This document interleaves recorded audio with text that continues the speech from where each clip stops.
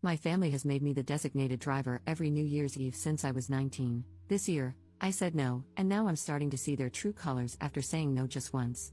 Posted by you/assignment United 2745. Hey Reddit, I, 26F, need some serious perspective. I'm starting to think I might be the jerk, but I still feel like I'm in the right lol. Every New Year's Eve, my family has a big party at my aunt and uncle's house, and every year, without fail, I end up being the designated driver. Don't get me wrong, I love my family, but it's starting to bug me. It's been like this since I was 19, even before I was legally allowed to drink. I don't drink much, maybe a glass of wine or a beer, but I don't get plastered. I'm fine with driving people home if they need it, but for the past few years, everyone expects me not to drink so I can drive them back. Every year, it's the same. Oh, can you drive? You're not drinking anyway. I always say yes because I don't want to let anyone down. Fast forward to this year's New Year's Eve. I told my family ahead of time I wasn't going to be the designated driver anymore. I just wanted to enjoy the night, have a couple of drinks, and not be responsible for getting everyone home. I even told my cousin, who usually gets really sloshed, that I wasn't driving this year, and she was fine with it. When I got to the party, it was the usual chaos, people drinking, laughing, and having a good time. I was enjoying myself, but around 11, my cousin came over and asked if I was ready to drive everyone home. I reminded her I wasn't driving tonight, I was here to enjoy the party. She looked at me like I was crazy and said, "Come on, you always drive. Don't be a beach." Which, like, WTF? I tried to explain calmly that I wasn't being a beach, just that I wasn't going to be the chauffeur anymore. Then, my aunt overheard and pulled me aside. She lectured me, saying, "We all agreed last year you'd be driving. You know how much we rely on you. Everyone else is too tipsy, and Ubering is so unsafe. Just drive this one time, for the family." I felt a ton of pressure but refused. I told her I'm not their chauffeur and wasn't going to do it again just because no one else could figure out their own ride. My aunt got upset, saying I was being selfish and that we're family. She said I'm the only one who doesn't get too drunk, so it makes sense for me to help out. I told her I had already had 3 beers, so I wasn't even legally supposed to drive myself. That's when I snapped. I told them it's not my job to be their designated driver every year just because I'm the only one who doesn't get blackout drunk. They needed to figure out their own rides this time. Then I got up and left. I felt bad walking out, but I didn't want to be a doormat anymore. I spent the rest of New Year's Eve at home, watching Netflix and eating leftover pasta with my boyfriend. My family texted me, calling me dramatic and selfish, saying I ruined the night. They said I was being super sensitive and that everyone was disappointed in me. Everyone's demanding an apology out of me now. And by the way, I got home perfectly safe by Uber. But anyway, Reddit, am I the jerk here? Relevant comments. Commenter. You are not the jerk. Your family is gross. But why didn't your boyfriend spend New Year's Eve with you? Ops response. He's a nurse and had a shift that overlapped with the party. He could have potentially come, but he was exhausted and wanted to go straight home to take a shower while he waited for me to get back. Another reason I didn't want to be the designated driver was that I didn't want to stay out too late because I wanted to see my boyfriend. Commenter 2. Well, I agree wholeheartedly with the Redditor who said you should spend New Year's Eve someplace else. What your auntie did was incredibly entitled and disrespectful. Clearly, you did not agree to be the driver. She and your other drunk relatives decided that you would be the driver.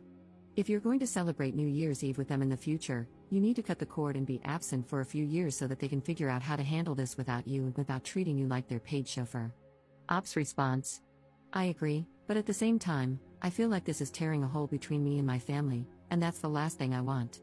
My sister was on my side after hearing both sides of the story. She lives on the other side of the country and is pissed off on my behalf, lol.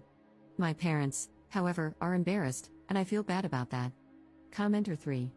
When you got your driver's license, did being the designated driver become a common assignment? Ops response. Not at first, I've always struggled with anxiety, and driving triggered it for a long time. I put off getting my license until I was 18 because of it. They didn't ask me to be a designated driver until I was 19, and at first, I felt kind of cool because I was being the responsible adult and helping the people I loved. But it quickly got old when I had to drive back and forth multiple times to get everyone home, and no one offered to pay for gas. Update 15 days later. So, update lol? Before I get to that, I want to address some popular questions from my last post. Some people got confused and asked similar questions, so I thought it might be nice to answer them here. How do I give everyone a ride home? My family lives about an hour and a half from my aunt's house, so I'd fill my car with everyone I could and take them home. The next day, they take their spouses' cars to pick up the ones they left. Stupid, I know. How did I get home? I got an Uber. Why was my cousin asking to leave at 11? She was drunk and probably had no idea what time it was. My aunt overheard me getting a little upset and pulled me aside, which sparked everything. Now, the update. I ended up sending a text to our family group chat, including those who didn't make it to the party but heard about what happened. I'll copy and paste what I said here. Hey everyone, I'm not going to apologize for what happened on New Year's Eve. I told you all well in advance that I wasn't going to be the designated driver this year, and I expected you to respect that. I'm not anyone's personal chauffeur, and I'm done being treated like I'm responsible for everyone else's lack of planning. When cousin's name called me a beach for not driving, that was uncalled for. And aunt's name, lecturing me about being selfish and ruining the night because I chose to enjoy myself instead of taking on that responsibility again? I love you all, but I can't be your punching bag anymore. I'm not going to keep letting myself be the one who sacrifices for everyone else's convenience. I've done it for years, and I'm done. Next year, I think I'll be spending New Year somewhere else. I wish you all safe rides home and hope you'll be able to figure something out. I'll be taking some space from everyone and hope you will understand. I then made the painful decision of blocking my parents, who have been calling me terrible names and making me feel like complete crap since this happened. I never realized how dark my childhood was with all the gaslighting. My parents are probably the reason I have such severe anxiety. My sister and brother are on my side and equally pissed off at our family, so I still have them at least. I really do want to thank you all. I've always known something was off with my family, but I never realized how much I was taken for granted, how unloved I felt, until now. Thank you for helping me realize that I'm worth more. And to end on a positive note, my boyfriend is now my fiancé. A few days after my post, he proposed. His original plan was to take me to see some cutesy light displays in our town after I got home and propose there, which made my heart melt a little since I knew he was so tired after working lol, but when he saw me walk and crying, he read the room and switched things up.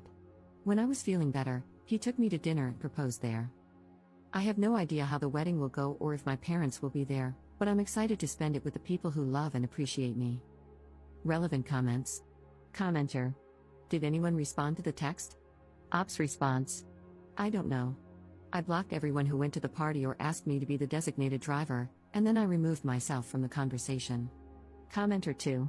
Wow, first off, congrats on the engagement. It sounds like your fiancé is a keeper, he's got that perfect read the room and propose when the vibes are right energy. Honestly, your text to the group chat was iconic. That's some real main character energy right there, setting boundaries and refusing to be everyone's unpaid Uber anymore. I'm glad you stood your ground, you deserve better than being treated like a backup plan for their poor planning.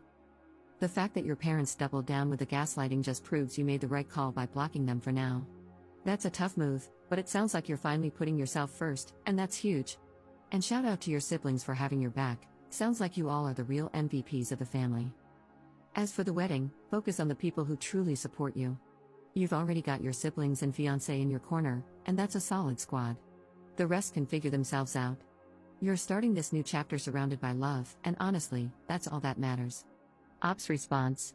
He's the best, he's always had my back with my family. He wanted to come with me to the party to support me because he thought they might act up, but I knew he'd be tired after working, so I told him not to worry about it. He also helped me write this post and has been reading all of your comments, lol, and he says hi. Commenter 3. Congratulations on everything. Please let your parents know that they are uninvited to your wedding until further notice. You don't want to hear from them because their behavior was atrocious, and you will no longer tolerate any disrespect. Ops response. They don't even know we're engaged. I posted it on my Instagram, but they no longer have access to that or my number.